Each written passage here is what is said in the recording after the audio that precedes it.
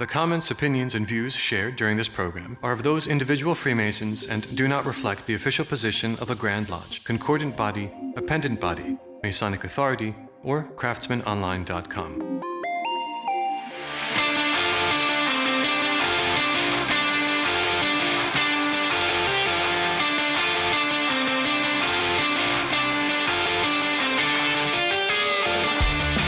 Welcome back to the Craftsman Online Podcast, the only Masonic podcast endorsed by the Grand Lodge of New York.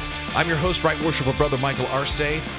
Reminder, we are trying to hit 20 Patreon subscribers before the end of the year. I think by now we're still looking for 18. So if you can spare $5 a month and you want to help advance the mission of what we're doing here on Craftsman Online, and that's more than just being a Masonic podcast. No, we've talked about this. Like, our goal is to help men who have an interest in Freemasonry connect with the lodge in their town. And here's how you can help it. We have heard from so many listeners where they're like, hey, I was looking for something to do with Freemasonry. I was looking for a podcast. I found your show. I really liked your program, the guests that you have on. All of that generous support that you give us is literally what finances our mission here. And what we give you back as a Patreon subscriber, ad-free episodes, so no more commercial breaks. You get everything a week early. And you get access to the Vault, our big back catalog full of subscriber extra episodes featuring some of our favorite guests. That's all on Patreon with Craftsman Online. Well, it's not a bad idea to pick up and go west this week. For those of us that are on the East Coast, and yeah, the leaves are falling, it's hoodie season, chill in the air, as we head out to wonderful San Dimas, California for my next guest. He is the author of the new book, The Temple Within, as we welcome worshipful brother Raymond Foster to the Craftsman Online podcast. Welcome, Brother Ray. Thank you. I'm very pleased to be here. I'm excited. We're going to get into your book, The Temple Within, which is now available on Amazon. If you're interested in getting a copy for yourself at any time during this episode, just click on the show links and bang, you'll find the link to get the book right there. It also has a great preview. He shares the entire introduction, which is where I'd like to start for our listener to learn a little bit more about you. You're the past master of San Dimas Lodge number 428 of the Grand Lodge of California. Tell us about your journey to those 3 knocks at the door of your lodge. So, I'm over 50 years ago, I met a man who would become my father-in-law. So we're going back 55 years ago, and we would have long conversations. I didn't have a driver's license, so I probably had to be 14 or 15 when I'd go over and visit his daughter, and we would have long conversations about philosophy. He introduced me to Socrates and Plato and Aristotle, really the Greek philosophy starting back there, all the way through Dianetics. Those conversations would go. And I learned that he was a Mason. And so I thought that Masons were men who had all these very deep and meaningful conversations and thought about the important things of life. Um, might have been a little wrong about that, but so I would go years as an adult waiting to be found by the Masons. I would see their rings and I would see the men and I would see them go through it. I had no idea. My father became ill about 20 years ago. So I moved in with him up north in Mariposa, which is outside of Yosemite. And one day, my aunt, who was the worthy matron of the local Eastern Star, and my uncle was a Hiram Award winner in the lodge. My cousins were in that lodge, Mariposa number 24. My aunt says, your cousins can't ask you, but I can. Would you like to be a Mason? And I said, well, absolutely. I've been waiting for someone to ask. And she goes, well, they'll never ask you. Um, and so that begins my journey in Mariposa number 24, where ultimately I would be raised. And my father passes away. So I go back to home where my children and my family are, and I affiliate with San Dimas, which is the community I live in. And I will go through the line there. And I'm currently the officers coach for San Dimas Masonic Lodge. So that's kind of in a nutshell how I come to Freemasonry. I was born in California. I grew up there for the first 9 years of my life. Then my family moved to wonderful Yuma, Arizona, and I spent the rest of my early years there.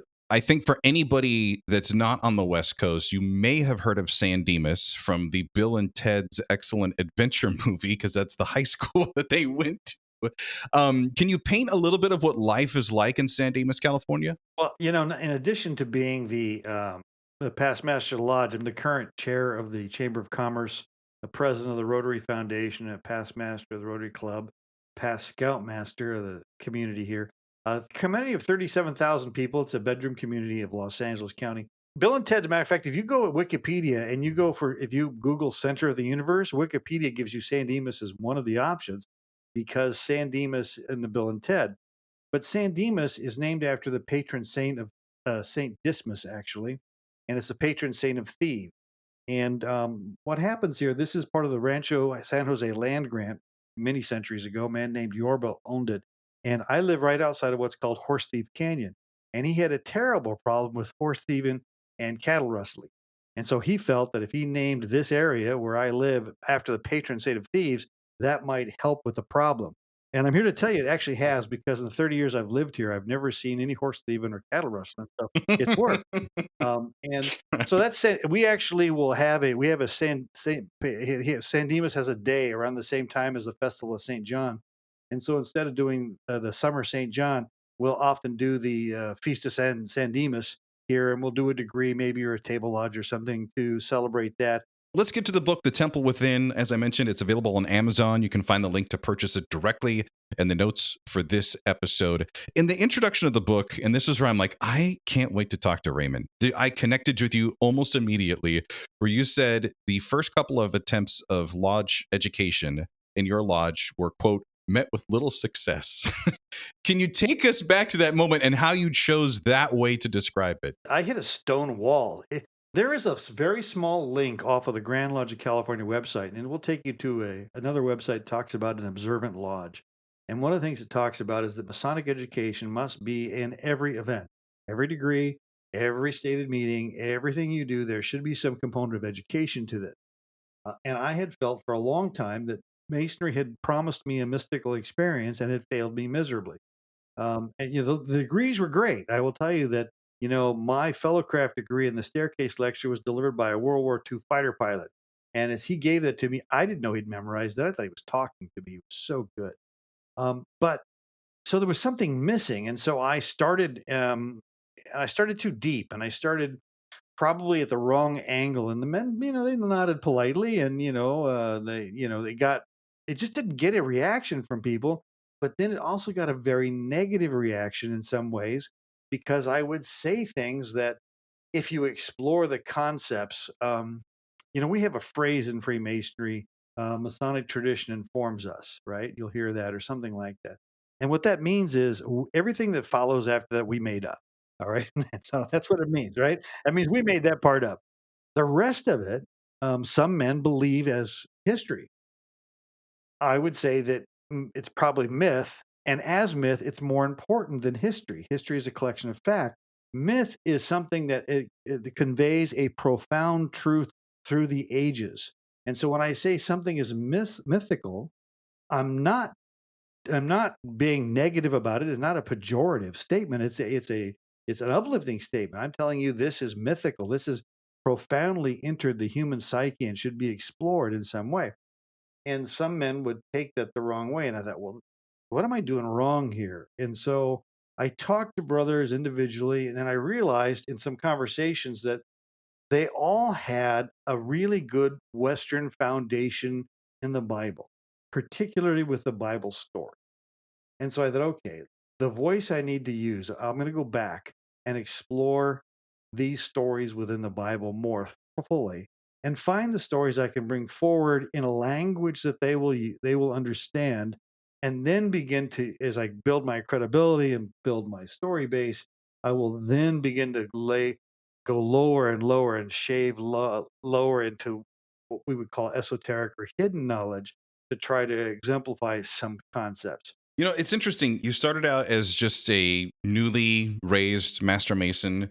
Probably before that, as you were going through as an entered apprentice and then a fellow craft, just seeking light, asking, what we thought were obvious questions. And we would go to our mentor or other brothers in the lodge, and we thought it would be a simple answer. And they're like, oh, no, no, no. I don't know how many times you heard it like, well, you're not ready for that yet. Or here's the book you should go read if you really want to learn more about that. It's like, can't you just tell me? Why do I have to go to read the book? And then you kind of transition into more of an esoteric, as you put it, like you started understanding the deeper meanings and wanted to communicate that and share that with the common or average brother, to what I like, where you kind of pivoted to more exoteric, where the conversations and the discussions that would start happening with the men that were in the room, to now writing this book. And you're the second brother that I've talked to this season on the podcast where you basically took your programs or uh, the speeches or the lectures that you would give and turned that into a book text. Can you kind of walk us through that process a little bit, like how you started connecting themes? Well, in masonry, it's pretty easy because we have 3 degrees of masonry. So if you're going to talk about things, you have some natural, some breaks there, and some natural story arc too. Because as you know, in the degrees, we foreshadow and we go back and forth in what we're doing, and we refer to what we did and back and forth. So it has some really natural story arc in it. And when you're writing, you have to understand that it doesn't matter. I'm a good technical writer. It doesn't matter that it's a technical subject. There's still a story arc, and the story is whatever Mm, it is, and so you use all the same techniques that you would use as a fiction. So then I thought to okay. myself, well, okay, so 3 chapters. What about before the gate? Before a man enters. And one of the things I wrote this book for, my wife read this and she goes, "This is the best book you've ever written."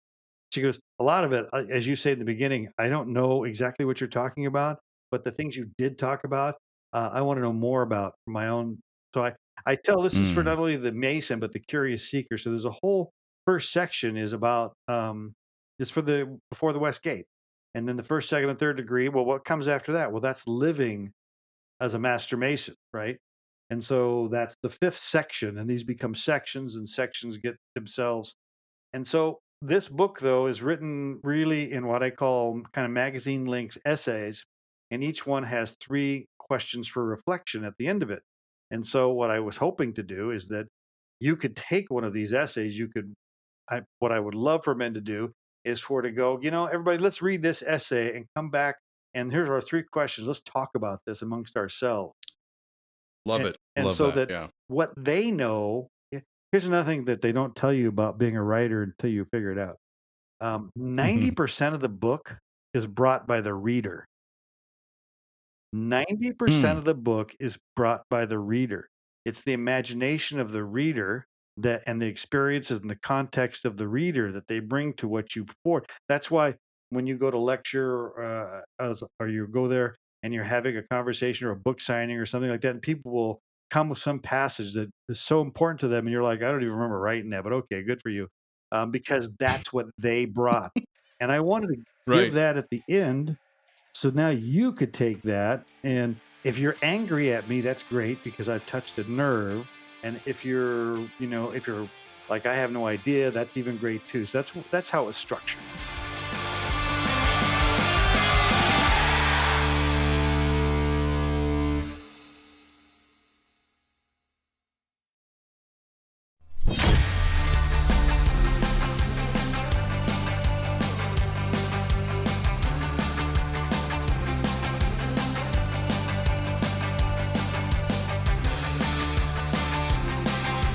Geez, before the pandemic, my lodge in upstate New York, a couple of the brothers, we wanted to start a summer book reading club. And we had a rule, which this would fall into play here for the Temple Within, where we said, hey, we'll get books, but it has to be less than $20. And you have to be able to order it on Amazon. So we'd all get it at the same time. We'd have enough time to read it.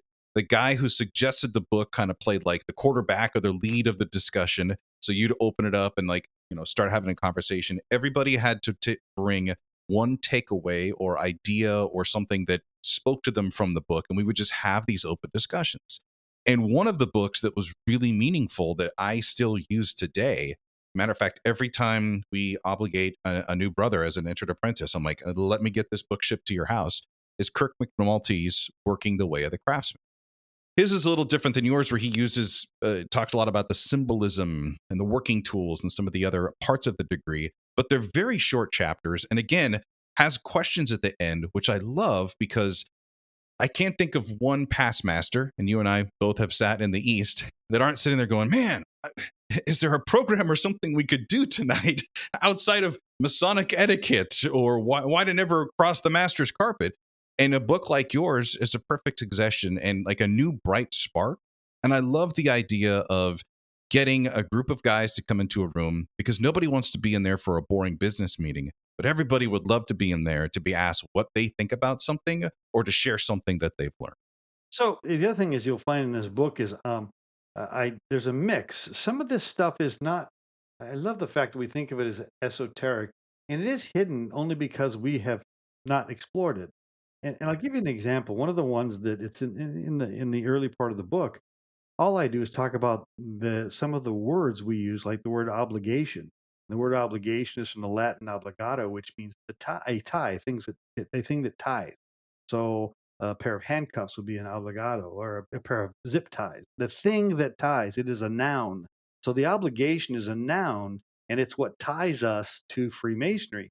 Now, obligation, and if you think about what the obligation is at the first degree and what we say about it, oh, it makes a lot more sense now because we've explored the technical aspect of the word, and now I think that that engenders itself to another conversation. Okay, well, how is it tying me to Freemasonry? How does the obligation tie me? And I think that, exploring what these things mean word for word, they ask me, what book should I read for Masonry? How do I explore Masonry? Um, and again, the temple within goes into this, but there's two things you need to do first before you begin to explore Masonry, and that is comes back to how we know things. And they're called, and the two most important for us are participatory knowing and perspectival knowing. And participatory knowing is like what you do when you go to church and they have you stand and they have you kneel and they have you sing and they have you stand and they have you kneel and they have you pray. They're having you participate in the service so that you can know God. And so an example of participatory knowing. So going to lodge and participating in the degrees, even as a sideliner, is participatory knowing. You must participate in lodge. The second thing of this is, you know, every master, the lodge looks different from every seat you sit in. Even if you're not, if you even if you're not going through the line, and we really need to de-emphasize going through the line. That's not you don't need to go. You do not need to be a contemplative Mason through the line, but you can sit in the northeast corner. You can sit in the south. You can sit you can sit in the different places to get a different perspective on the degree. And last night we did a degree, um, and I thought that I wasn't going to have a part, but then the treasurer didn't show up, and I had to sit in because I thought I was going to sit on the sidelines. And what happens is when the degree starts, I get lost in it. I will, if I don't have a responsibility, they'll start to say something, and I'll just sit and I'll get lost contemplating that piece as I sit there. And so I think exploration of masonry begins in the lodge itself. Yep. It's like watching your favorite movie, and every time there's a new wrinkle or a line, or you didn't notice that, and you're like, how many times have I seen this? And the same goes for our degree work. Worshipful, I want to go back to the beginning of your journey because it was parallel, but also different than mine. So I'm the first man in my family who's ever made the knocks to go into a Masonic lodge. You had, let's say, a pretty good family history and a story that I've heard others say that have had uncles and aunts and grandfathers and fathers all involved in our ancient and gentle craft. And they're like, I was just waiting for someone to like recruit me or ask me. Like, your story, nobody said anything. Like, that is not uncommon. Um, but I wanted to get to that point where, because you and I both kind of came to the same door, and you may have had a little bit more insight as to what Masonic life was like, but maybe not so much about like what to expect with the degrees. I had no idea. I was shocked. And so when you walk into this room and you're hearing biblical passages, you're hearing lessons from the Bible, you can't see anything because of what's going on with the degree at that time. And you're like, I feel like I'm a little bit in church here. And then you start hearing these conversations about building your symbolic temple. I want to go back to how this all became the title of your book, The Temple Within, because that really spoke to me as a master mason. Well, I spent 6 months. The book was done, and we didn't have a title for it. Then I realized, oh, I've been saying this, the temple within, in many different ways, and so I decided that's what I was going to do. And here's the way that I say it. Notice I won't begin many of my lectures with "I'm not a master mason." I am not a master mason. I don't consider myself a master mason. Yes, I'm a past master of a lodge. I have a third degree, but in the ancient times, when you were a journeyman or a fellowcraft and you wanted to be a master, you presented your final piece of work called your master's piece. And if I'm working on myself, this is not my masterpiece. I don't want I'd like I'd Right. like I okay? hear you. So it's a constant ongoing thing about me and my personal development and personal journey that probably never ends. I don't think it ends. And so that made me more thinking about the temple within. There's a part in the middle of the first degree where we talk about the three lesser lights, right? And then you tell him what the master's job is. And it's like, no, that's not what you're saying. What you're saying is that you are the master of the temple over which you have been called to preside, the master of your own temple. It's the first clue that's hidden away right there in plain sight that what we should be working on is ourselves. I often compare Masonic ritual to Sun Tzu's The Art of War, which was the simplest, easiest text I've ever read, but also the most profound and deep, to where I would have to go back and, few paragraphs makes up a chapter in that book and be like, what? This is so deep what he was saying with just a few amount of words. And it's interesting because without the proper Masonic education, kind of getting back to that point that you made initially, where if you have people asking these questions and you're telling them, go back and read the ritual or go read this book, instead of just answering that simple thing like, when the master talks about this, what is he's talking about you being the master of your temple, touching on that whole theme of your book of kind of like the journey inward. And this has been a common theme, I think, for men who have been seeking Freemasonry since your grandfathers and, the young guys that are walking in today. Is why do you think that? Why do you think in a world where we're so focused on the outside that there's this now group of men who are always going like, how can I improve me and be a better person today?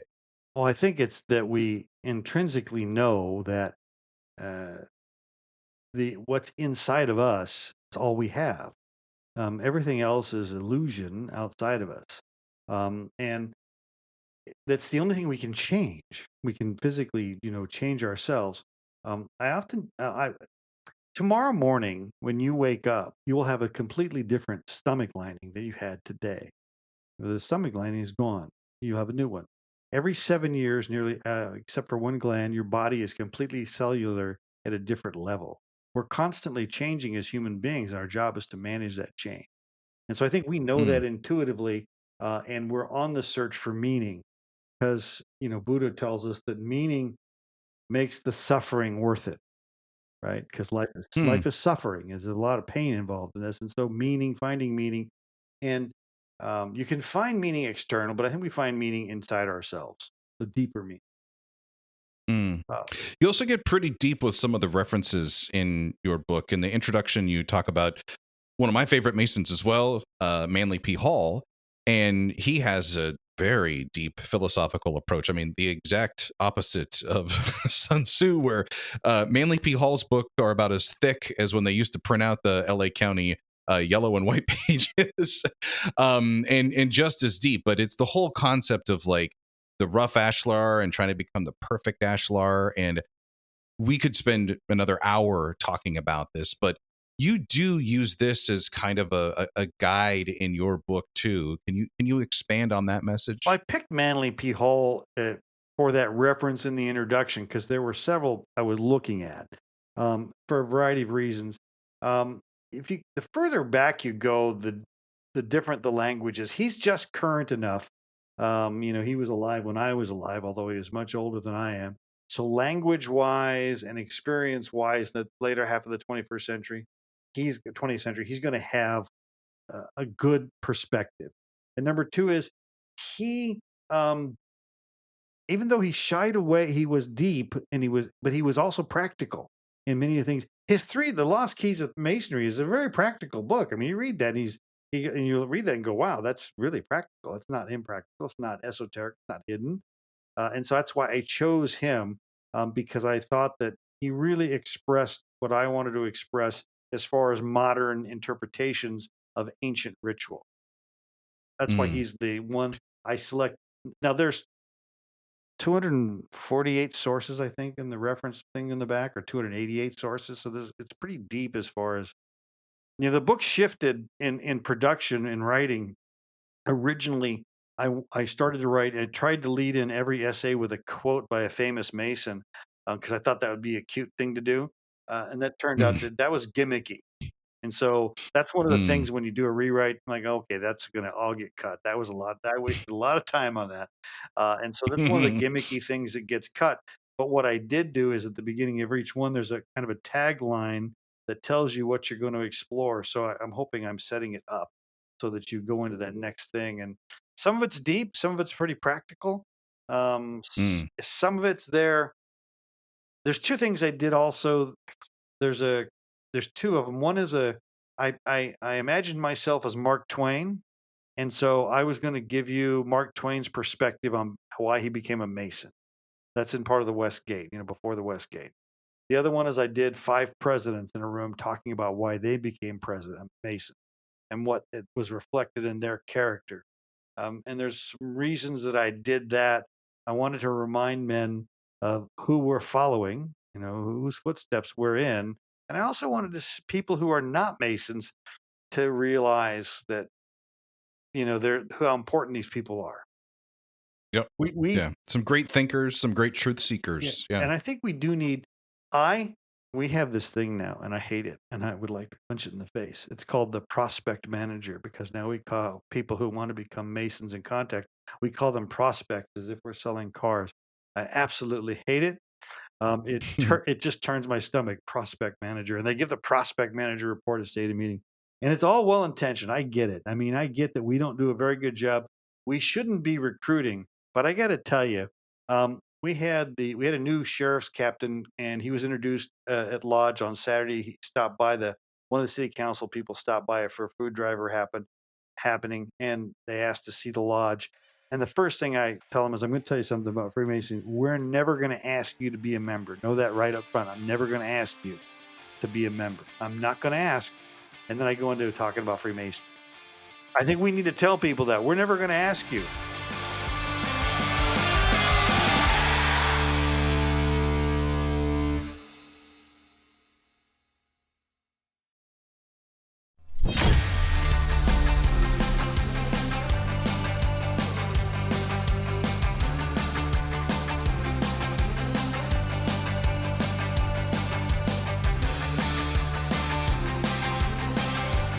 We don't get too many, or we haven't had too many 50-year members on the podcast. And that's honestly now my next goal as we get ready to start planning for season 6. I'm making a mental note here. Get more 50-year members, because Freemasonry is kind of like life. The more time you put into it, this thing called wisdom you accumulate, and these people come to you and they ask you things because you've been here long enough. Tell us what you know. What I found interesting about the Temple Within is that you're structured a lot around reflecting on the 3 degrees of Freemasonry. Do a great job of not giving away a lot of the secrets. Just as you said, it's something as easy as your wife can pick it up, someone who has a common interest in Freemasonry. What are you kind of hoping that an entered apprentice, a fellow craft, a master mason of those 3 degrees, if they pick up this book as kind of a study guide as they're pursuing that light that they're being told they can seek in Freemasonry, what are you hoping that this book gives them? One of the things that in the book in the reference section, I have one reference to the King James Bible, but I actually have 170 different versions of the Bible that I use, interpretations or translations that I look at. There's a reason that so much of our ritual comes from that book. Some of the men who wrote that book at the time probably were involved in the writing of our ritual. Certainly, they influenced it at the time. There's some historical evidence to suggest that very strongly. And that's why those lessons come out pretty clearly.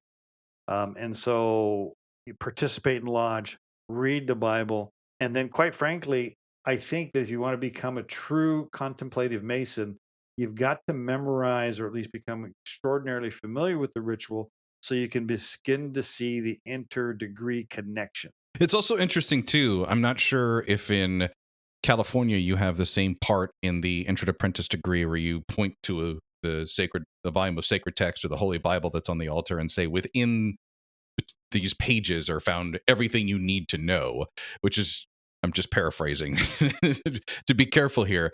But it is interesting when you do get that Masonic Bible in New York State and you open it up, there's a little introduction that says, go here, here, here, here, and here. And certain passages are called out to go read to get that further light.